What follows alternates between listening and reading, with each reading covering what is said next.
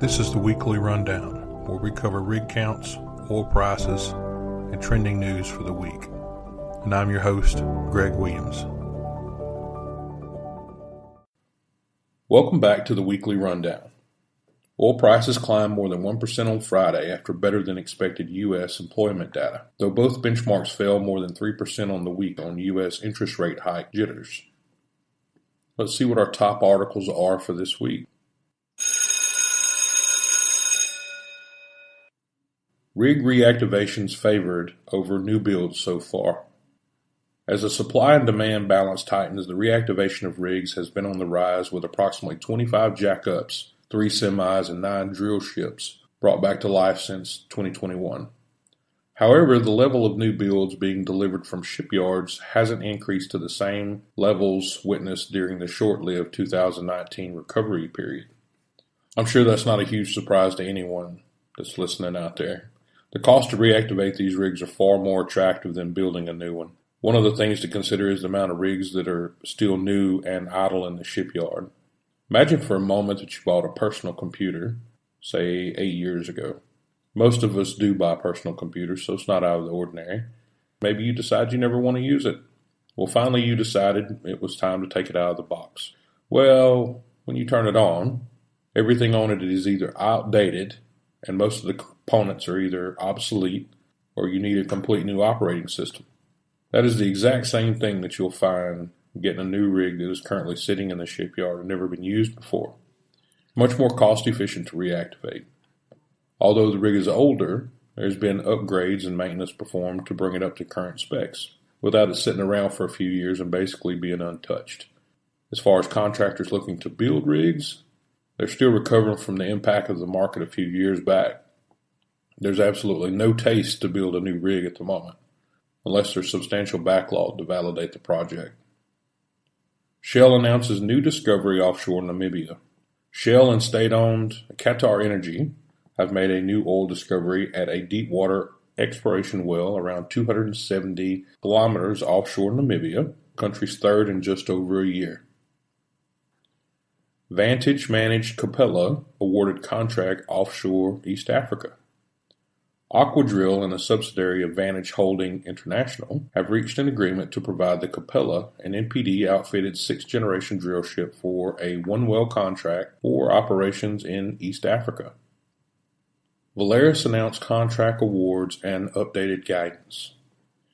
President and CEO Antoine Dibowitz said, "We are particularly pleased to have secured the award for preservation stacked drill ship Valaris DS-8 for a contract that is expected to generate a meaningful return over the firm contract period, and we remain focused on exercising our operational leverage in a disciplined manner. This most recent award represents the 6th contract award for one of our highest quality stacked floaters since mid-2021, and speaks volumes about our demonstrated track record of project execution when reactivating rigs."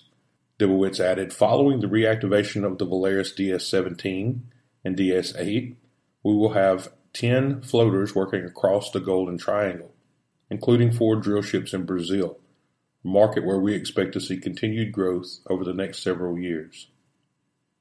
West Neptune extends contract with LLOG.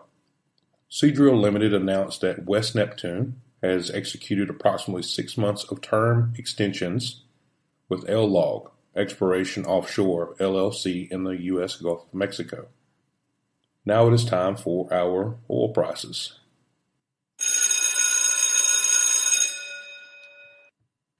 As of closing on Friday, March the 10th, WTI was at $76.61. Brent was at $82.68. Natural gas was at $2.43 per 1 million BTU. And here's Allison with our rig counts. United States is down 3 to 746 rigs. United States rig count is down 3 from last week to 746, with oil rigs down 2 to 590, gas rigs down 1 to 153, and miscellaneous rigs unchanged at 3. United States rig count is up 83 rigs from last year's count of 663, with oil rigs up 63, gas rigs up 18 and miscellaneous up 2. The U.S. offshore rig count is down 2 to 14, up 3 year-over-year. Canada is down 23 to 223 rigs. Canada rig count is down 23 from last week to 223, with oil rigs down 19 to 139, gas rigs down 4 to 84. Canada rig count is up 17 rigs from last year's count of 206, with oil rigs up 12, gas rigs up 5. This week's rundown is sponsored by Alliance One Oilfield. Alliance One Oilfield is a leading oilfield supply, service, and support company based in Houston, Texas. They provide a variety of products and services to meet the needs of clients worldwide. You can find them at alloneoilfield.com. That is all, A-L-L, the number 1, OILFIELD.com.